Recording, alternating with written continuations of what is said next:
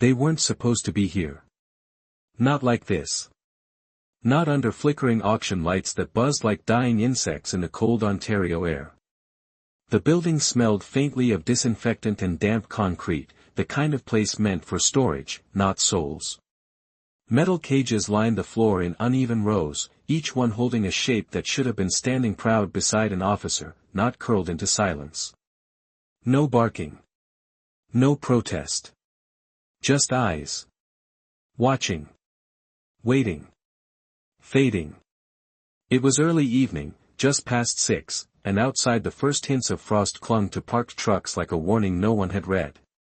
Inside, a man stepped through the door without knowing he was about to see something that would undo everything he thought he understood about the system he had served for 32 years. Sergeant Daniel Carter, Royal Canadian Mounted Police, moved with the quiet stiffness of someone already halfway out the door of his career. Retirement papers signed. Desk cleared. One last week before the uniform became memory. He wasn't here on duty. Just a favor. A colleague had mentioned a routine asset liquidation, equipment, vehicles, standard procedure. Nothing worth staying late for. But the moment he crossed the threshold, something pressed against his chest. Not fear. Not yet. Something heavier. The kind of silence that doesn't belong in a room full of working dogs. His boots echoed softly across the concrete floor, each step measured, instinctive. He scanned the space the way he always had, corners first, exits second, people last. There were a few bidders scattered near the front, hands in coat pockets, murmuring numbers under their breath. A man in a pressed jacket flipped through a clipboard, detached, efficient. Like he was selling office chairs. Daniel's eyes drifted past them. Past the paperwork. And landed on the cages. Labels clipped to each one. Clean. Official. Final. Unfit. Retired. Non-deployable. The words felt wrong the moment he read them. Too neat. Too convenient. He slowed. Something in his chest tightened. One cage. Then another. Then a third. Different breeds. Different ages. But the same posture. Shoulders low. Heads down. As if something inside them had already been taken before they were brought here. Daniel exhaled slowly, the air leaving him in a thin cloud that vanished just as quickly as it formed. "What happened to you?" he murmured, barely audible. No one answered. But something shifted. At the far end of the row, behind a cage slightly pushed back from the others, a pair of eyes lifted. Not fast. Not hopeful. Just, deliberate. Locked onto him. Dark. Steady. Familiar in a way that didn't make sense yet. Daniel didn't move. Couldn't. The world narrowed to that single point of contact. The dog didn't bark. Didn't stand. It simply watched him with a kind of quiet recognition that slipped under the skin like a memory you can't quite place. A Doberman. Lean, but not broken. Muscles still there beneath the exhaustion. Ears angled, not in fear, but in restraint. As if it had learned that reacting changed nothing. Daniel felt it then. Not logic. Not training. Something older. A pull. He took one step closer. The chain on the cage rattled softly. The dog didn't retreat. Didn't advance. Just held his gaze. And in that stillness, something unspoken passed between them. A question. Or maybe a warning. Behind him, a voice cut through the air. Bidding starts in 5. Casual. Indifferent. The room stirred slightly. Papers shuffled. Someone laughed under their breath. Daniel didn't turn around. His eyes stayed locked on the Doberman.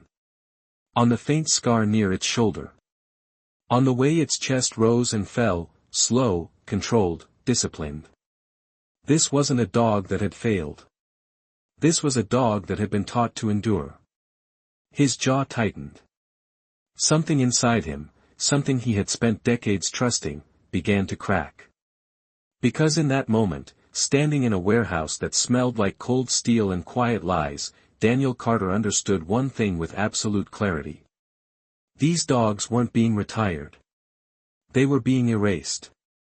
Daniel did not blink, even as the room around him began to shift with quiet anticipation. Numbers whispered, chairs scraping lightly across the concrete floor, the dull rhythm of commerce preparing to begin, but none of it reached him the way it should have, because something older than duty had already taken hold inside his chest, something that did not follow procedure or protocol, something that remembered before his mind could catch up, and he took another step forward, slow, measured, as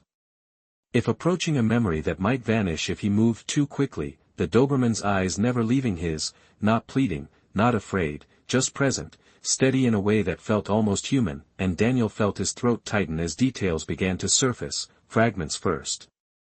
Then something sharper, the angle of the ears, the posture even in exhaustion, the scar along the shoulder, faint but unmistakable, like a signature left behind by time, and suddenly the distance between past and present collapsed into something immediate, something undeniable. No, he whispered under his breath, not as a question but as a refusal, because the name had not fully formed yet but the truth already had, and the handler standing near the front glanced back briefly, uninterested.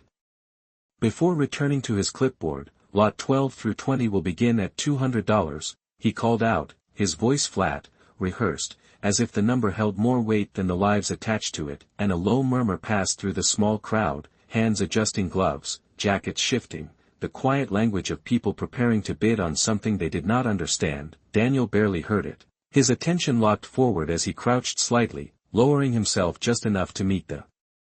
dog at eye level, and for a moment, the world narrowed again, the hum of the overhead lights, the faint ticking of a heater somewhere in the building, the distant sound of traffic outside softened by the thick walls, all of it fading into the background as memory pressed closer, heavier now, more insistent, snow falling in thick, quiet sheets under a pale northern sky, boots crunching across a frozen trail, radio static cutting in and out, and beside him, a lean shadow moving with purpose. Alert, silent, always one step ahead, always watching what he could not. "You saved me," Daniel breathed, the words barely leaving his lips, and the Doberman's ears shifted slightly, not in confusion, but in recognition, a subtle movement that struck deeper than any bark could have, because this was not instinct alone, this was history, and Daniel felt it settle into place with a weight that made it hard to breathe. The dog in front of him was not just another name on a list, not just another asset marked as unfit. This was Viper, a partner, a witness, a survivor of nights that never made it into reports, of decisions that lived in silence long after the uniforms were hung up, and yet here he was, behind steel bars, labeled like something disposable, and Daniel's gaze dropped briefly to the tag clipped to the cage, clean white paper, printed in standard issue font, medical discharge. Neurological decline. Non-responsive to command, the words sat there, neat, final, and completely wrong, because Daniel remembered commands that had not needed to be spoken, remembered the way Viper had moved before danger even had a shape, remembered the way trust had been built not through orders, but through moments where hesitation meant loss, and he shook his head slowly, the movement small but firm. "That is not true," he said quietly, more to himself than anyone else, but the conviction in his voice carried weight, even if no one acknowledged it, and behind him, a bidder raised a hand, offering 300, casual, detached, as if increasing the price of a used tool, and something inside Daniel shifted again, not breaking this time, but aligning, sharpening, because this was no longer confusion, this was clarity, and clarity brought anger, not loud, not explosive, but controlled, focused, the kind that had guided him through decades of service without ever losing its edge. He straightened slightly, his joints protesting the movement, age reminding him of its presence, but he ignored it, his eyes moving from the cage to the clipboard in the man's hands, to the list, the neat columns of names and numbers that told a story too clean to be real, and he saw it now, not in one place, but everywhere, patterns that did not belong, dates too close together, diagnoses too similar, language repeated as if copied and pasted without care, and the weight in his chest settled into something colder, something certain. This was not a mistake, this was design, and as the auctioneer called out the next bid, Daniel Carter understood that what he was looking at was not an ending for these dogs, but a process, a system that had decided their value long before they were brought into this room, and in that realization, something else rose quietly, steady as the dog's gaze in front of him, not just anger, but purpose, the kind that does not ask for permission, the kind that does not wait for approval, and as he reached out slowly, stopping just short of the cold metal bars, he spoke again, this time with a certainty that felt like a line drawn in place, I am not leaving you here. The first hammer did not fall, but the sound of it hovered in the air. Like a warning that time was running out, and Daniel felt it press against him, urging him to move faster than thought, faster than doubt, because the numbers were already climbing, 350, 400, voices calm, almost bored, as if they were bidding on equipment that could be replaced next quarter, and he turned sharply toward the front, his boots striking the concrete with a force that drew a few glances, not alarmed, just curious, the kind of curiosity people show when something interrupts routine, and he saw the auctioneer lift his hand slightly, preparing to call the next increment, his expression unchanged, efficient, practiced, and Daniel stepped forward another pace, his voice cutting through the room before the man could speak again. Stop, he said, not loud, but steady, carrying more weight than volume, and the room paused, not out of respect, but because it was unexpected, the auctioneer blinking once, irritation flickering briefly across his face. Before settling back into polite indifference, Sir, if you are here to bid, please wait your turn, he replied, tone measured, controlled, but already dismissive, and Daniel shook his head slowly, his eyes no longer on Viper but on the man holding the list. These records are wrong, he said, each word deliberate, grounded, those dogs are not unfit. A faint ripple passed through the crowd, subtle, uncertain, a shift in posture. A glance exchanged between two men near the back, but no one spoke, not yet, because systems like this rely on silence as much as they do on paperwork, and the auctioneer let out a short breath through his nose, almost amused. Sir, all animals here have been properly evaluated and cleared for release, he said, tapping the clipboard lightly as if it were proof enough. If you have concerns, you can file them through the appropriate channels. Daniel's jaw tightened. The phrase landing exactly where it always did, hollow, rehearsed, a way to delay until nothing remained to be fixed, and he took another step forward, closing the distance between himself and the front of the room. I am the appropriate channel, he replied quietly, the words carrying a weight that did not need to be explained, and this time the room reacted, not loudly, but enough, a shift in attention, a few heads turning more fully now, measuring him, noticing the way he stood, the way his voice did not waver, and the man with the clipboard hesitated for the first time, just a fraction of a second, before recovering, with respect. Sir, this is a closed process, he said, the politeness thinning at the edges. These animals have been decommissioned. Daniel's eyes flicked back toward the cages, toward Viper, who had not moved, had not made a sound, but whose presence seemed to fill the space in a way none of the others did. And Daniel felt the memory sharpen again, not distant now, but immediate, a frozen roadside just outside Sudbury, visibility low, radio interference cutting through the night, a call that had come in too late to be routine and too early to be ignored, and Viper had moved first, before any command, before any confirmation, leading him off the road, into the dark, towards something that would have taken them both if they had arrived even 30 seconds later. And Daniel exhaled slowly, grounding himself in the present, because that was the difference between memory and action. One kept you alive, the other demanded that you act on it, and he turned back to the auctioneer, his voice quieter now, but sharper. Then explain the duplication, he said, pointing toward the clipboard, explain why 3 dogs here have identical diagnoses, word for word, same timestamp, same physician. The words landed differently this time, not as an objection, but as a fracture, something that could not be dismissed as easily, and the man's expression shifted again, not irritation now, but calculation, clerical efficiency. He answered quickly, too quickly, and Daniel nodded once, almost gently. No, he said, that is not efficiency, that is fabrication. A low murmur spread through the room now, no longer contained, a question forming in the space between strangers who had come here expecting routine and found something else instead, and the auctioneer raised his hand slightly. Attempting to regain control, "We will proceed," he said. Voice firmer, louder, 500, someone called out from the side, hesitant now, but still participating, still holding on to the structure they had come for, and Daniel felt the moment narrowing, the window closing, because once the hammer fell, everything would become harder to undo, slower, buried under process and delay, and he looked back at Viper one more time, just for a second, and in that second, something shifted. Not dramatic, not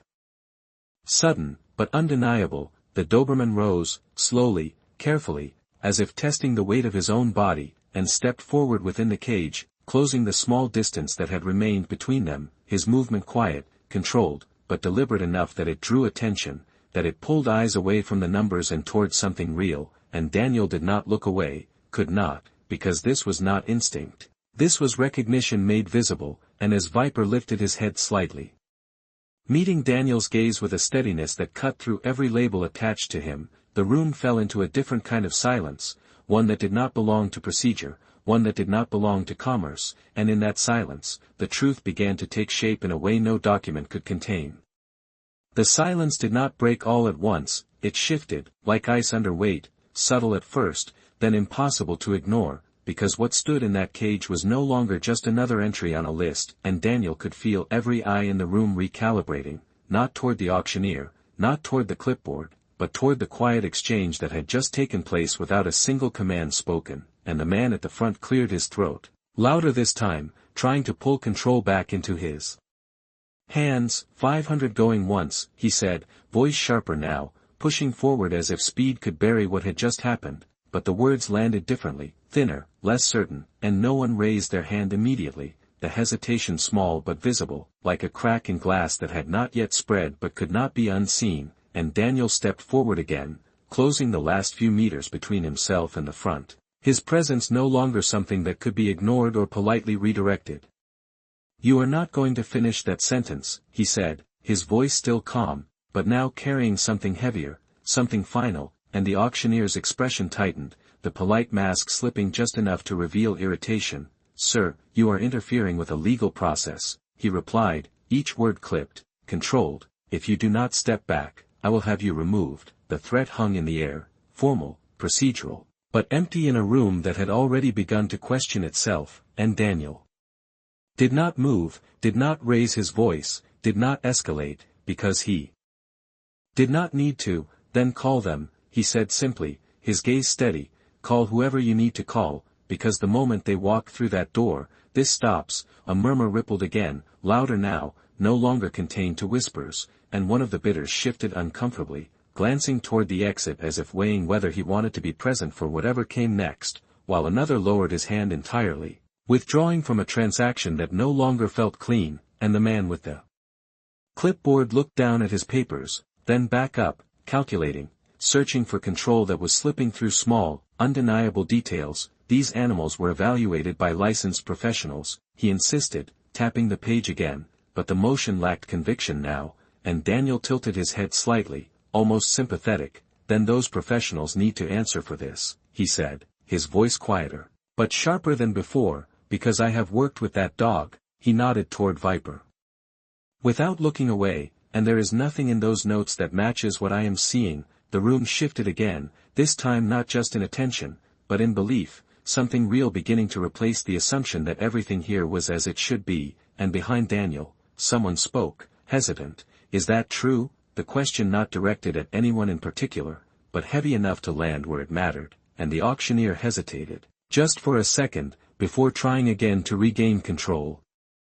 "We are not here to debate individual cases," he said, louder now, "we are here to proceed." But the authority in his voice had thinned, stretched too far, and Daniel took one more step forward, close enough now that the distance between him and the front table felt symbolic more than physical, and he reached into his coat slowly, deliberately, pulling out a worn leather wallet, opening it just enough to reveal his badge, not flashing it, not using it as a weapon, just placing it there, in the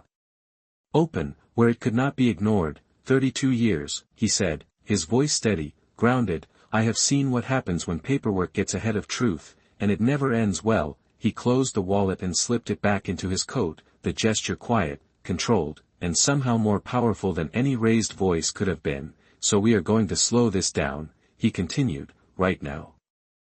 The room held its breath, not literally, but close enough that the hum of the overhead lights seemed louder, more present, and for a moment, no one moved, no one spoke, because the structure they had come for had shifted into something uncertain, something that required choice instead of compliance, and then, from the far side of the room, a chair scraped back, a man standing, adjusting his coat. "I am out," he said simply, not dramatic, not confrontational, just done, and another followed. Quieter, stepping away without a word, the slow unraveling of participation that systems like this depend on to function, and the auctioneer's jaw tightened, his grip on the clipboard firm now, knuckles pale. "This is not how this works," he said, but the statement sounded less like authority and more like insistence, like someone trying to hold together something already coming apart, and Daniel did not respond immediately, his eyes drifting back to the cages, to Viper, who still stood, still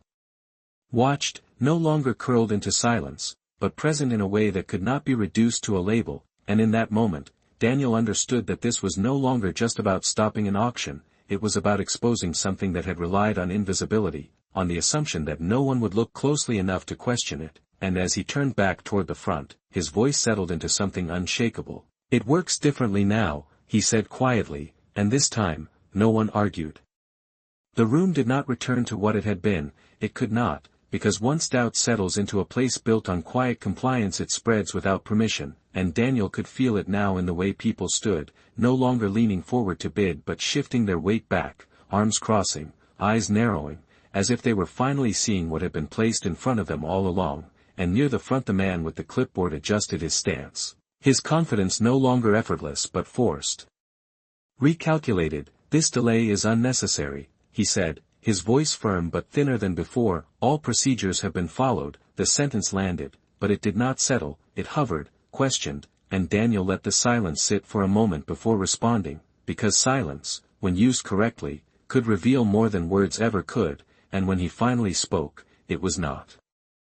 to argue, but to uncover. "Then you will not mind if we verify them," he said, his tone even, almost conversational, but carrying a weight that made refusal difficult, and the man hesitated again, just a fraction too long, and in that fraction the room leaned further away from him, further toward the possibility that something here was wrong. "Verification is not part of this process," the man replied, but the answer felt smaller now, like a rule that only held power when no one questioned it.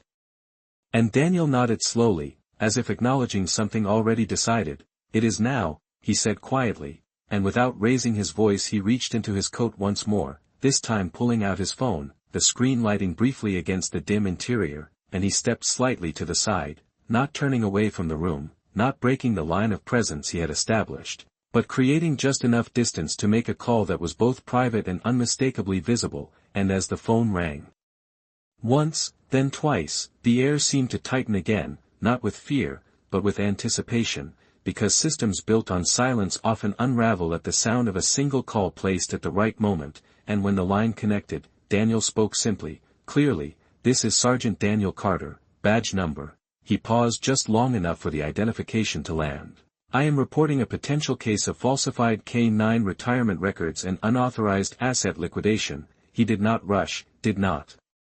dramatize, just stated what was in front of him, and as he listened briefly, his gaze lifted, sweeping the room once more, meeting eyes, holding them, not accusing, not pleading, just present, and then he added, "Yes, I will remain on site," and ended the call with the same calm precision he had begun it, slipping the phone back into his coat, and for a moment, no one spoke, because something had shifted from uncertainty into action, and action changes the rules. The auctioneer exhaled sharply.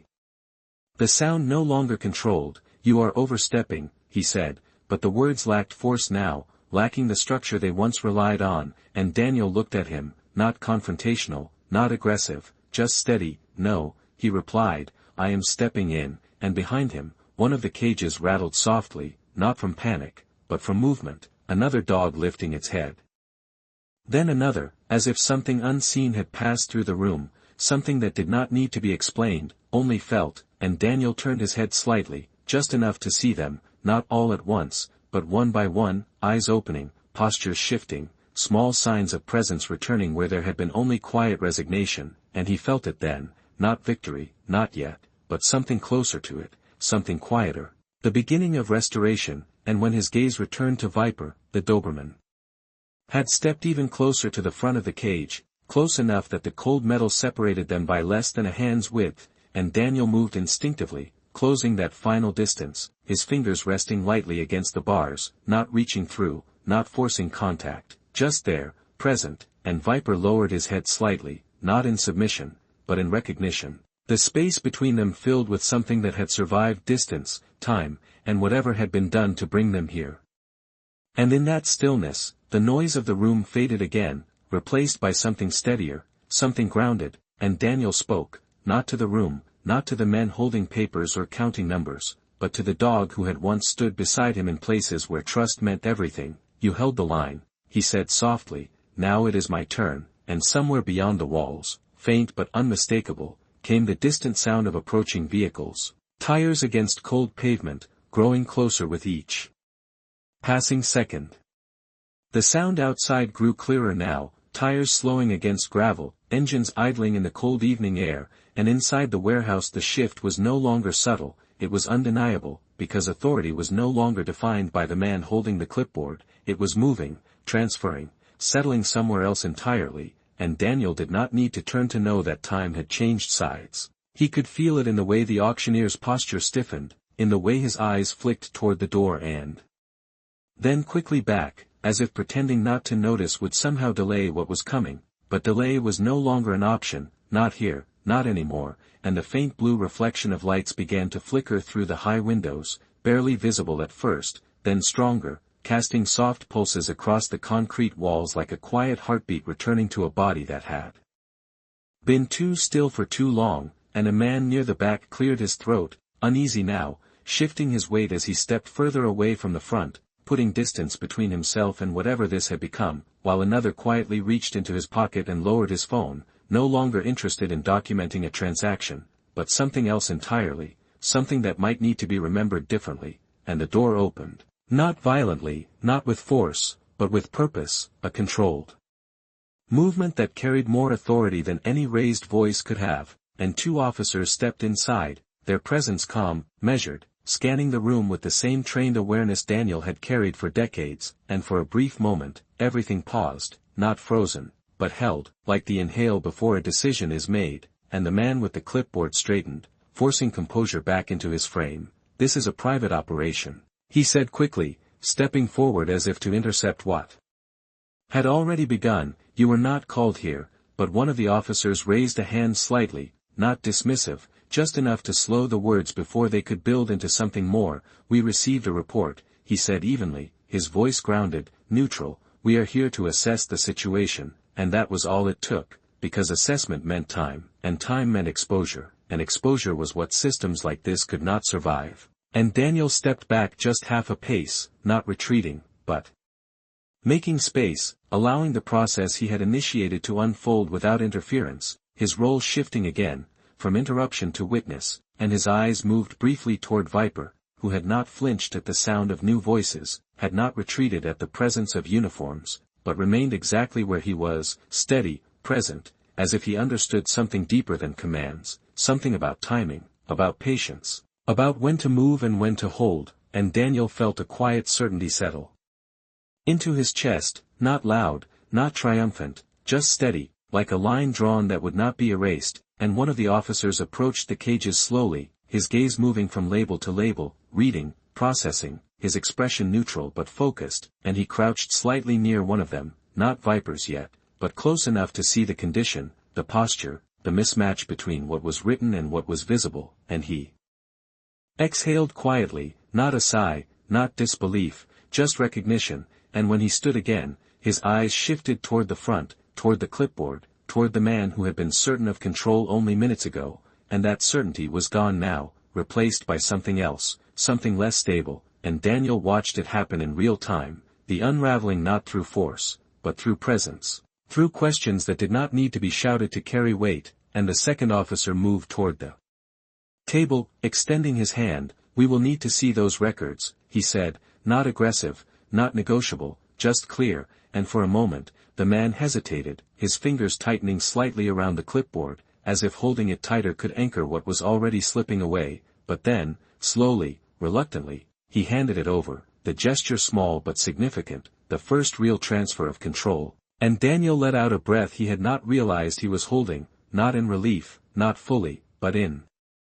recognition that something real had begun, and as the officer flipped through the pages, scanning quickly, methodically, the room remained quiet, not empty of sound, but filled with a different kind of awareness, one that did not belong to bidding or buying, but to truth finding its way to the surface, and Daniel's gaze returned once more to Viper, and this time, there was no distance left in the look between them, no uncertainty, no question, just a quiet understanding that neither of them had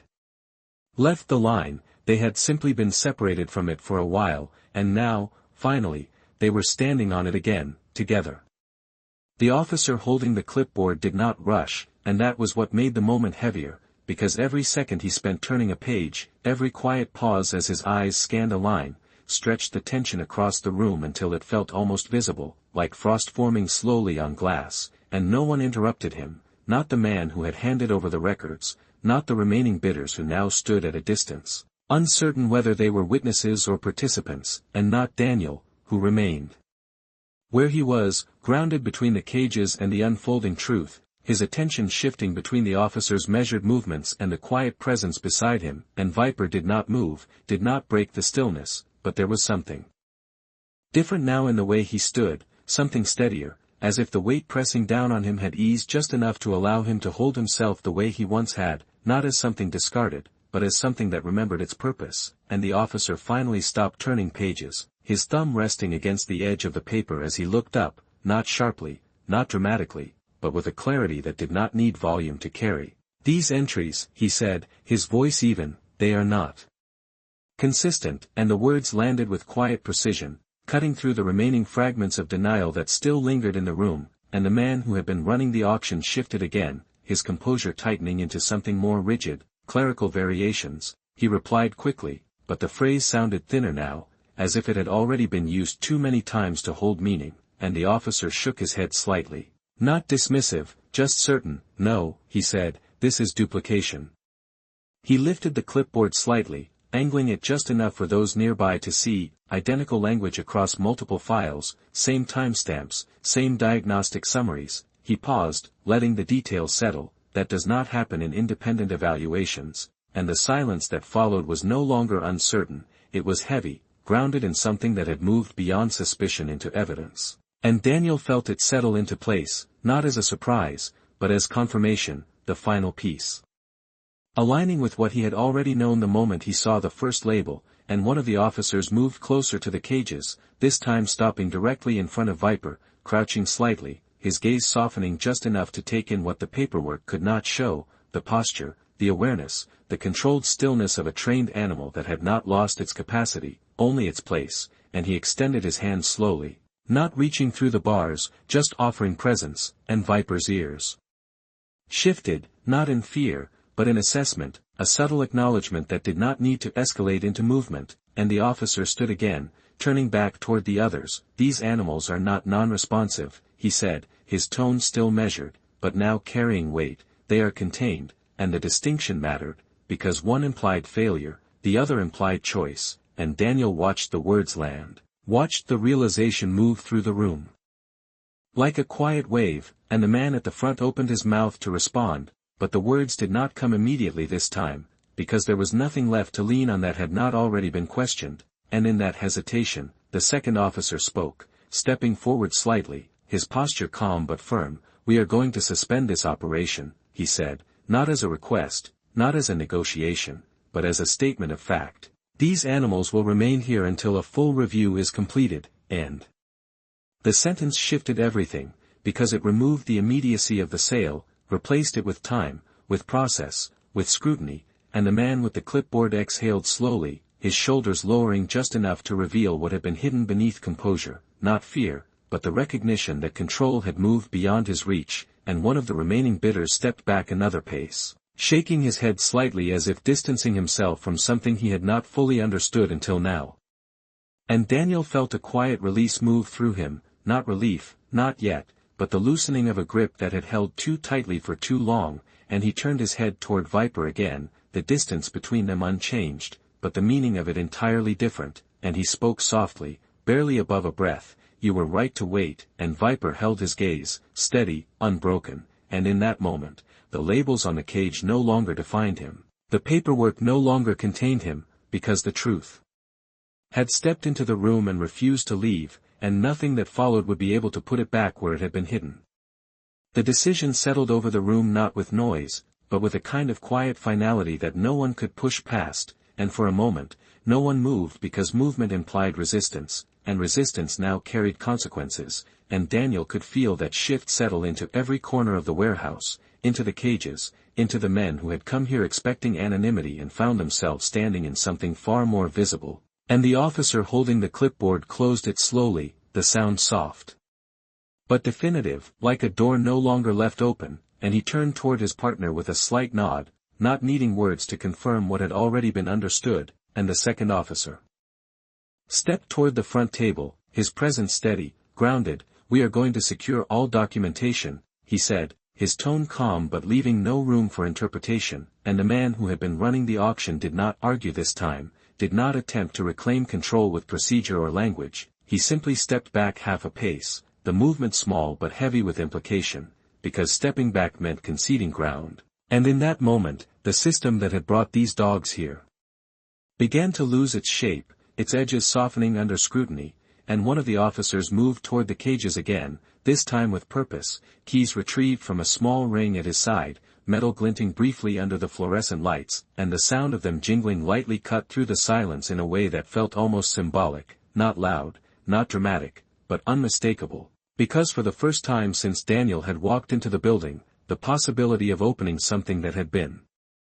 closed began to exist, and Daniel watched closely, not stepping in, not rushing forward, because he understood that this moment required patience, the same kind of patience that had kept him alive through long nights and uncertain calls, the same kind that Viper had shown when waiting meant survival, and the officer stopped in front of the first cage, not Viper's, but one nearby. A shepherd mix whose eyes had followed every movement since the officers arrived, and he knelt slightly, unlocking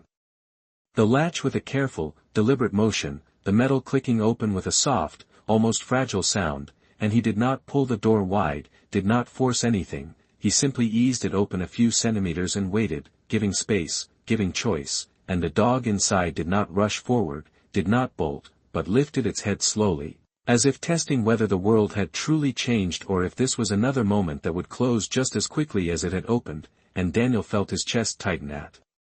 the sight, not from fear, but from the quiet weight of what had been done to bring them here, because trust, once shaken, does not return all at once, it returns in small, careful steps, and the officer remained still, allowing that space to exist, allowing the dog to decide, and after a moment that felt longer than it was, the animal shifted forward, one paw at a time, crossing the threshold not as an escape, but as a reclaiming of something that had been taken, and a breath moved through the room, not spoken, but shared, as if everyone present understood the significance without needing it explained, and Daniel's gaze moved instinctively back to Viper, whose posture had changed again, not dramatically, but enough, the weight no longer pressing him down the same way, his stance more balanced, more present, and Daniel stepped closer to the cage, just one pace, careful, measured, and this time when he reached out, his hand rested more firmly against the cold metal, not tentative, not uncertain, and Viper stepped forward in response, closing the final distance between them, his nose near the bars, his breath visible in the cool air, steady, controlled, and Daniel felt it, not as memory now, but as something current, something alive, the connection that had never fully broken, only buried under layers of time and circumstance, and he spoke again, quietly, his voice carrying no command, only recognition. "It is all right," he said, and the words were not an instruction, they were an offering, and Viper held his gaze, unmoving, but present in a way that said more than movement ever could, and behind them, another cage opened, and then another, each one handled with the same care, the same deliberate patience, until the room that had once held only silence and restraint began to shift into something else entirely, something slower, gentler, the beginning of release, and as Daniel stood there, his hand resting against the barrier that would soon no longer matter. He understood that this was not the end of the story, it was the moment where truth stopped being hidden and started being lived, one quiet step at a time. The air in the warehouse no longer carried the same weight it had before, something had shifted too deeply to return to what it was, and Daniel could feel it in the way the dogs moved now, not freely yet, not fully trusting, but no longer frozen in place like shadows waiting to disappear, and each small movement echoed louder than any voice in the room had earlier, a step forward, a lifted head, the quiet sound of paws against cold concrete, and the officers continued carefully, methodically, opening each cage one by one, never rushing, never forcing, allowing each animal to decide when to step out, because trust, once broken, does not respond to urgency, it responds to patience, and Daniel remained near Viper's cage, his presence steady, grounded, as if anchoring something invisible that both of them understood without needing to name it, and the officer approached at last, keys in hand, pausing briefly as his eyes met Daniel's. A silent exchange passing between them, not formal, not procedural, just recognition of what this moment meant, and he knelt slightly, inserting the key into the lock, the metal turning with a soft click that seemed to carry further than it should have, because this was not just a mechanism opening, it was something older being released, and the door eased open slowly, just a few inches at first, the officer stepping back immediately, giving space, respecting what stood inside. And Viper did not move right away, did not rush forward as instinct might suggest. Instead he stood there, steady, his eyes shifting briefly from the open door to Daniel, as if measuring something deeper than distance, something that required certainty, and Daniel did not call him, did not reach in, did not break the moment with command, he simply lowered himself slightly, bringing his posture closer to the dog's level, his hand resting open at his side, not extended, not demanding, just there, and his voice, when it came, was quiet, almost carried more by presence than sound.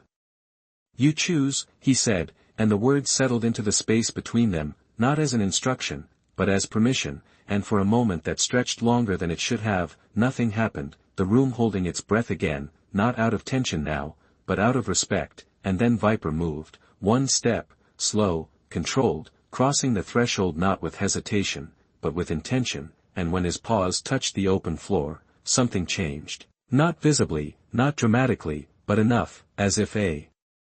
line that had been drawn around him had finally been erased, and Daniel felt it in his chest, a quiet release that did not need to be shown, only held, and Viper stopped just a short distance away, not closing the gap completely, not yet, his posture upright, balanced, his gaze steady, searching not for instruction, but for confirmation, and Daniel met that gaze without flinching, without speaking, allowing the silence to carry what words could not, and then, slowly, he extended his hand, not forward, but slightly to the side, an old gesture, one that had been used years ago in a different place, under different circumstances, when trust had been built step by step, not assumed, and Viper's ears shifted subtly, the memory surfacing not in thought, but in instinct, in recognition, and he stepped closer, closing the final distance with the same quiet control he had always carried, until his nose hovered just above Daniel's hand, and for a second, nothing else existed, not the officers, not the room, not the unfolding investigation, just that small space where past and present met, and then Viper leaned in, lightly, not pressing, just enough to make contact, and Daniel's fingers curled gently against the side of his muzzle, not gripping, not holding, just acknowledging. And the connection settled into place like something that had never truly been lost, only waiting to be found again. And behind them, more cages opened, more dogs stepping into a space that no longer confined them, the room filling not with noise, but with presence, with quiet movement, with the sound of something being restored piece by piece, and Daniel rose slowly to his feet, his hand lowering naturally, Viper remaining at his side now, not commanded, not directed, simply choosing to be there, and one of the officers approached, his voice low, respectful. "We will arrange transport," he said, "they will not stay here tonight," and Daniel nodded once, the gesture small but filled with meaning, because tonight was no longer about stopping something wrong, it was about beginning something right, and as he looked down briefly at Viper, who stood steady beside him, no longer contained, no longer defined by false records or silent systems, he understood that what had been taken could not be undone entirely, but what remained could still be honored, still be protected, and sometimes, that was enough to change everything. The movement that followed was quiet, almost reverent, as if the room itself understood that something sacred had shifted and needed to be handled with care, and Daniel could feel the difference in the air, not lighter exactly, but steadier, like a storm that had passed, leaving everything changed but intact, and the officers moved with purpose now, speaking in low voices, coordinating transport, documenting conditions. Each step grounded in procedure but guided by something more human than routine, and the remaining men who had come to buy stood off to the side, no longer part of anything, their presence fading into the background as the focus turned fully toward the dogs, toward what needed to be done next, and one by one, leashes were brought out, not forced onto collars but offered slowly, allowing each animal to accept the contact on its own terms. And Daniel watched as one of the younger officers approached a shepherd mix who had only just stepped free, his movements careful, his voice soft, giving the dog time to adjust, to understand that this new direction did not carry the same weight as what had come before, and it responded, not immediately, but with a cautious step forward, enough to show that trust, though fragile, had not been entirely lost, and Daniel felt something settle deeper in his chest as he turned slightly, aware of the steady presence beside him, Viper standing close. Now, not pressed against him, not seeking reassurance, but simply there, aligned, as if the space between them had been restored to what it once was without needing explanation, and he reached down slowly, his hand brushing along the side of Viper's neck, feeling the familiar tension beneath the surface, not fear, but readiness, the kind that never truly fades from those trained to serve, and he spoke quietly, not as a command, but as a promise, "We are getting you out of here, and Viper's ears shifted slightly, the smallest acknowledgement, but enough, and across the room, the officer who had first reviewed the files was speaking into a radio now, his tone calm but precise, relaying information that would move beyond this building, beyond this moment, into something larger, something that would not be contained by a single report, and Daniel knew that process would take time, investigations always did, layers needing to be uncovered, people needing to answer for decisions that had been hidden behind signatures and stamps, but for now, for this moment, what mattered was simpler, more immediate, and he watched as the first transport vehicle backed closer to the entrance, its engine humming softly in the cold air, the doors opening to reveal a space prepared not for containment, but for care, blankets laid out, water ready, the small details that spoke of intention, and the officers began guiding the dogs toward it, not pulling, not forcing, but walking beside them, step by step, allowing them to move at their own pace, and some hesitated, pausing at the threshold as if unsure whether this was another boundary or a way forward, but with gentle encouragement, with patience, they crossed, one after another, and Daniel remained where he was for a moment longer, his gaze moving across the room that had changed so completely in such a short time, from a place of quiet transactions to one of quiet restoration, and when he finally stepped forward, Viper moved with him without being asked, the two of them crossing the same space that had once separated them, now nothing more than open floor, and as they approached the transport, Daniel slowed, turning slightly to face the dog beside him, his voice low, steady. "You remember this," he said softly, not as a question, but as recognition of something deeper, and Viper stood still for a moment, then stepped forward on his own, placing his paws onto the ramp with the same controlled confidence he had once carried into far more uncertain situations, and Daniel followed close behind, not leading, not directing, just present, and as they moved into the vehicle, the door remaining open, the night air brushing in with a faint chill, Daniel paused, looking out once more at the place they were leaving behind, not with anger, not anymore, but with a quiet understanding of what had been uncovered, and what would follow, and then he turned back, settling into the space beside Viper, his hand resting lightly against his side, and for the first time since he had walked into that building, the silence around him felt different, not empty, not heavy, but calm, like something that had finally found its way back to where it belonged. The doors closed slowly behind them, not with a heavy slam, but with a soft, deliberate seal that marked the end of something that should never have begun, and as the engine shifted from idle to motion, the vehicle eased forward across the cold gravel, tires crunching gently beneath the weight of what it now carried, and inside, the air settled into a different rhythm, quieter, steadier, as if even the space itself understood the need for calm, and Daniel sat near the side, his back against the metal wall, one hand resting loosely against his knee, the other near Viper, not holding, not restraining, just present, and the dog remained close, not pressed into him, not seeking comfort in the way a frightened animal might, but aligned, attentive, his posture balanced despite the movement beneath them, and for a while, neither of them moved, neither of them spoke, the silence between them not empty, but full, carrying years that did not need to be explained, and Daniel let his eyes drift briefly toward the others, watching as the remaining dogs settled into their own spaces, some lying down cautiously on the blankets provided, others sitting upright, alert, still processing the change, their ears shifting at every unfamiliar sound, but none of them showing the same quiet resignation that had filled the warehouse. Something had shifted, something had been returned, even if only partially, and one of the officers moved carefully through the space, checking on each animal, offering water, speaking in low, steady tones that did not demand attention but provided it, and Daniel watched the interaction for a moment before his gaze returned to Viper, who had not taken his eyes off him for more than a second since they entered the vehicle, not out of uncertainty, but out of something deeper, something that did not fade with time, and Daniel exhaled slowly, the breath leaving him in a quiet release, as if he had been holding more than he realized, and he shifted slightly, turning his body just enough to face the dog beside him more fully, his voice low, measured. "I should have looked sooner," he said, the words not heavy with guilt, but honest, grounded in the understanding that time changes things in ways we do not always see until it is too late, and Viper did not react in any obvious way, did not move or vocalize, but his gaze remained steady, unbroken, as if the past did not require explanation, only presence, and Daniel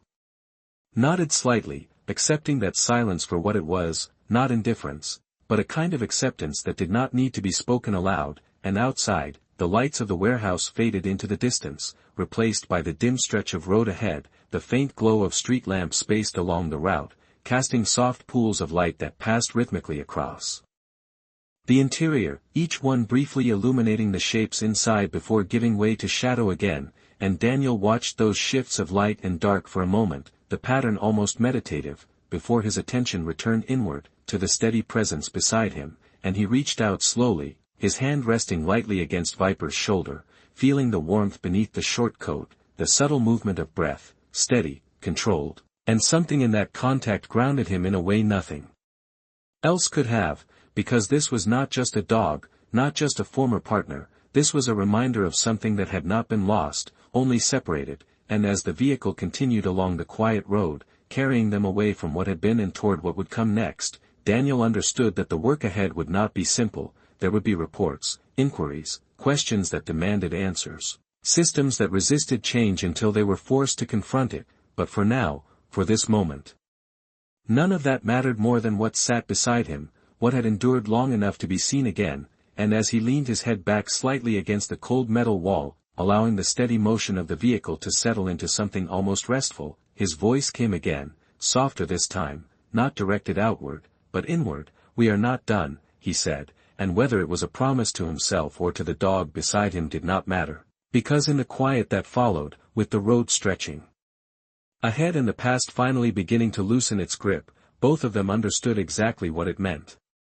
The road stretched longer than expected, not in distance, but in the quiet space it created between what had happened and what would come next, and inside the vehicle, the rhythm of motion settled deeper into something almost steady, almost safe, the kind of movement that did not demand attention but allowed thought to surface slowly, and Daniel felt it now, not as tension, but as reflection, the kind that comes after action has already taken place, when the body begins to understand what the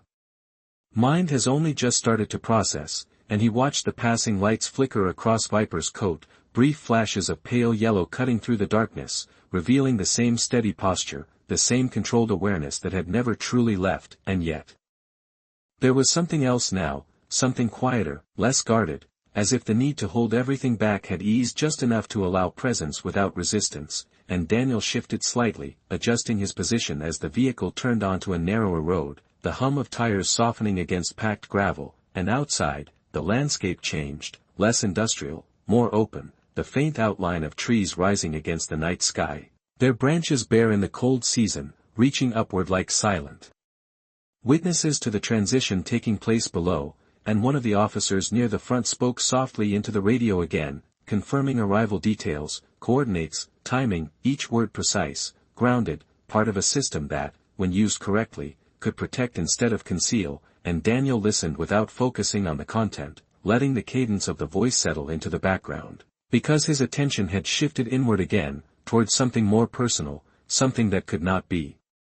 filed into reports or recorded in statements, and he looked down at Viper, his hand resting lightly along the dog's shoulder, feeling the steady rise and fall of breath, the warmth that remained constant despite everything that had been taken, and he thought about the years between then and now, the distance that had grown not through choice, but through time, through reassignment, through the quiet understanding that not all partnerships last forever, at least not in form, but some endure in ways that are not immediately visible, and he let out a slow breath, not heavy, not burdened, just present. You carried more than they knew, he said softly, the words not meant to be answered, only acknowledged, and Viper's ears shifted slightly at the sound of his voice, not sharply, not alert, just enough to show that the connection remained active, listening, and that was enough, and the vehicle began to slow, the change subtle at first, then more pronounced as gravel gave way to a smoother surface, and ahead, faint lights appeared, not harsh or industrial, but warm, scattered across a wide stretch of land that opened gradually as they approached, and Daniel leaned forward slightly, his eyes narrowing just enough to take in the details, wooden fencing, low structures set back from the road, a long driveway leading toward what looked less like a facility and more like a place meant for rest, for recovery, and something in his chest eased at the sight, not relief exactly, but recognition, because places like this were not built for urgency, they were built for time, for healing that could not be rushed, and as the vehicle turned in, the tires rolling more slowly now, the lights ahead growing clearer, illuminating patches of ground where frost had settled lightly, and the silhouettes of figures waiting near the entrance, calm, prepared, not rushed, not alarmed, just ready, and the engine came to a gradual stop, the motion fading into stillness, and for a moment, no one moved, the transition from movement to rest settling into the space like a held breath finally released, and Daniel remained seated for a second longer, his hand still resting against Viper, grounding himself in the present before stepping into what came next, and when he finally rose, the motion slow, deliberate, Viper stood with him without hesitation, not needing instruction, not needing guidance, simply choosing to remain aligned, and as the back doors opened, the cool night air moved in again, carrying with it the faint scent of earth and wood and something else, something quieter, something that did not belong to systems or structures, but to care, and Daniel stepped forward, one foot onto the ramp, then the other, Viper beside him, the two of them crossing into a space that did not ask for anything except presence, and as his boots touched the ground outside, he paused for a brief moment, taking in the stillness, the absence of pressure, the quiet understanding that this was where the next part began, not with force, not with urgency, but with something far more enduring, the simple act of being allowed to exist without being measured, and in that moment, Daniel Carter understood that sometimes justice does not arrive as a loud victory, sometimes it arrives as a quiet place where those who have carried too much are finally given the space to set it down. The night held a different kind of quiet here, not the heavy silence of confinement but the open stillness of land that had nothing to hide, and Daniel could feel at the moment his boots settled fully onto the ground, the faint crunch of frost beneath him grounding the moment in something real, something steady, and around him, the movement of people was calm, unhurried, figures stepping forward with practiced ease, not rushing the dogs, not crowding them, but offering presence the way one might offer warmth on a cold evening, without expectation, without demand, and Viper stood beside him, his posture alert but no longer rigid, his gaze moving slowly across the unfamiliar space, taking in the wide stretch of fenced land, the low wooden structures, the soft glow of porch lights that cast long, gentle shadows across the ground. And there was no tension in the air here, no urgency pressing in from every side, just a quiet readiness to receive whatever came through the gate, and one of the caretakers approached, a woman in her late 40s, her coat pulled close against the cold, her expression steady, observant, the kind of gaze that understood animals without needing to speak to them first, and she paused a few steps away, not crossing the space immediately, giving both Daniel and Viper time to acknowledge her presence. "You brought them through the night," she said softly, her voice carrying the calm weight of someone who had seen many stories arrive in different forms, and Daniel nodded once, not as a gesture of pride, but of recognition. They held on longer than they should have had to, he replied, his voice low, steady, and she inclined her head slightly, her eyes shifting toward the dogs being guided gently from the vehicle, each one stepping onto the ground with varying degrees of hesitation, some pausing, some moving forward more quickly, but all of them crossing into a space that did not close in around them, and the caretaker took another step forward, her hands visible, relaxed at her sides, her posture open. They will have time here, she said, not as reassurance, but as fact, and something in that statement settled into Daniel's chest, not removing the weight of what had happened, but giving it somewhere to rest, somewhere it did not have to remain carried alone, and he glanced down briefly at Viper, whose attention had returned to him, steady, grounded, and for a moment, neither of them moved, the space between action and stillness holding them in a quiet pause that felt earned, and then Daniel shifted slightly, his hand brushing once more along Viper's shoulder, not guiding, not directing, just acknowledging, and he spoke quietly, "This is where you get to breathe," and Viper's ears flicked once, the smallest movement, but enough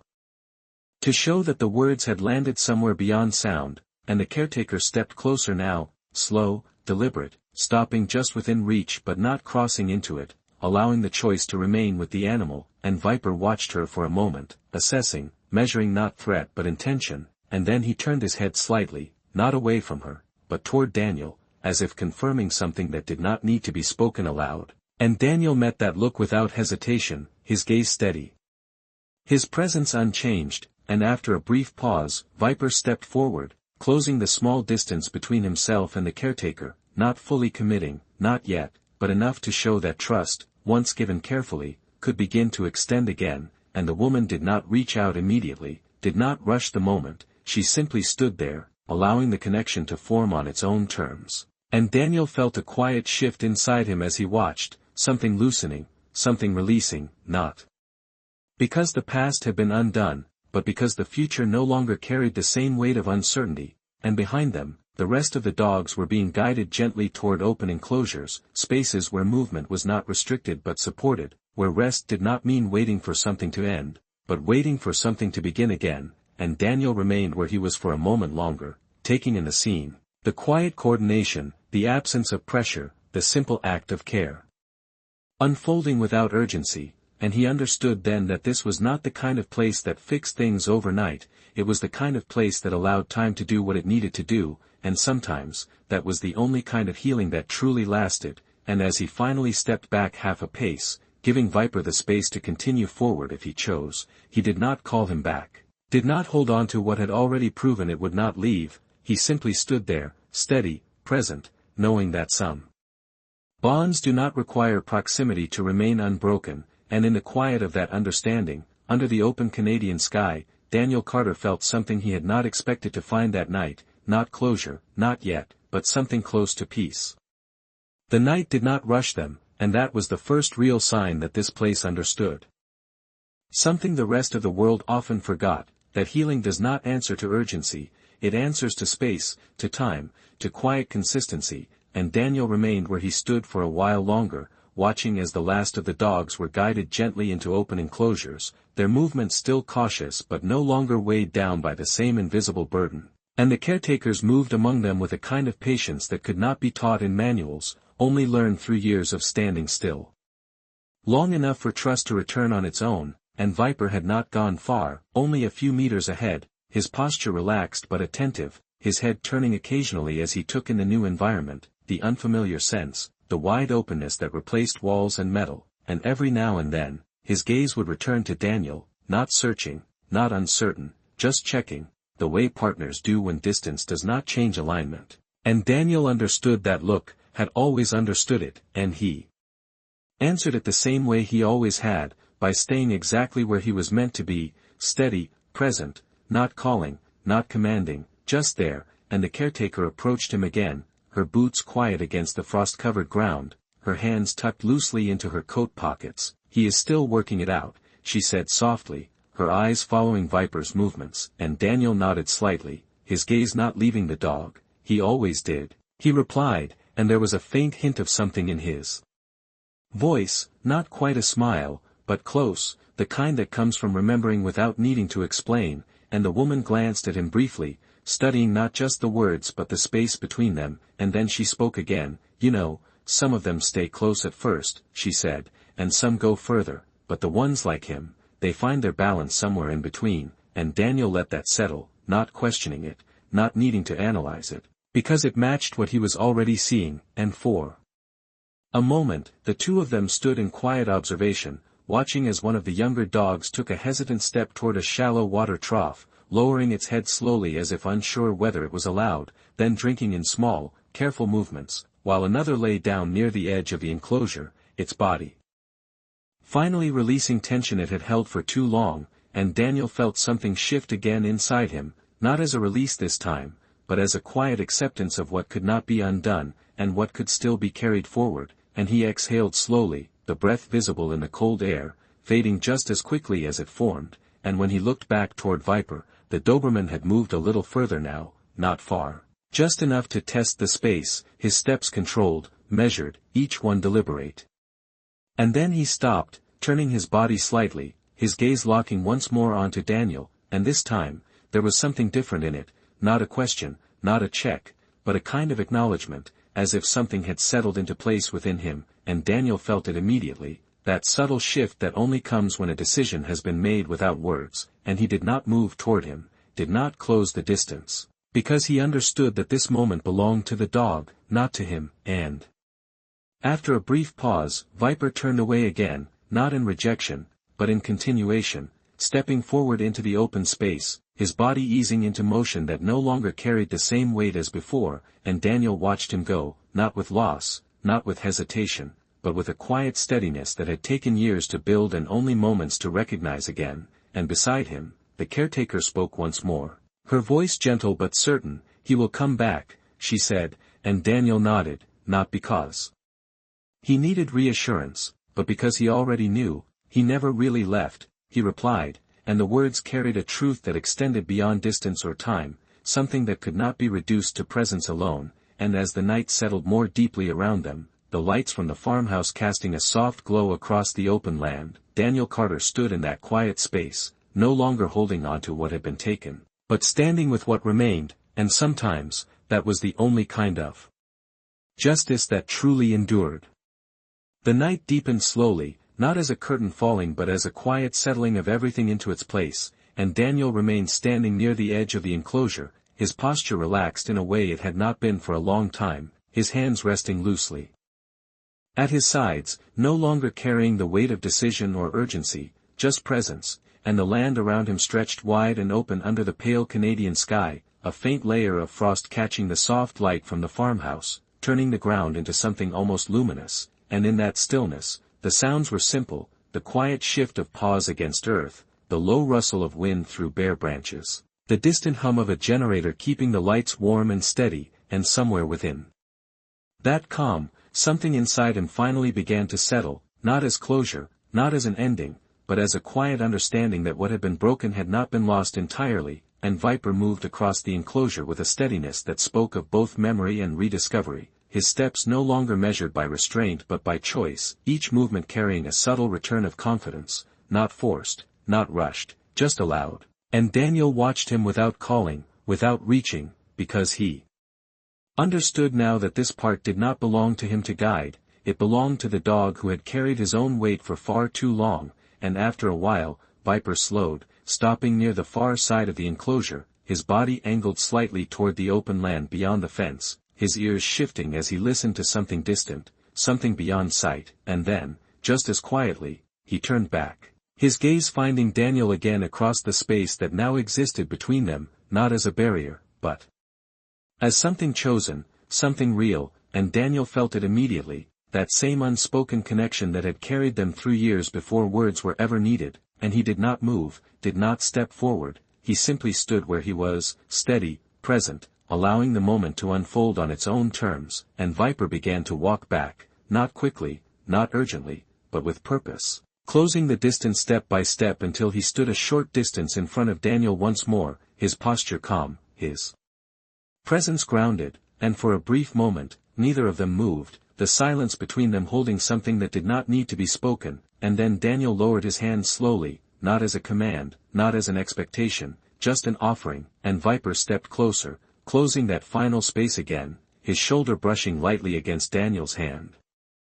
The contact brief but enough to confirm what had already been understood, and Daniel let his fingers rest there for a moment, feeling the warmth, the steadiness, the life that had endured everything placed against it, and he exhaled slowly, the breath leaving him in a quiet release that carried no weight, only presence, and when he spoke, his voice was soft, almost carried by the night itself, "You are home." And the words did not belong to the land, or the fences, or the buildings.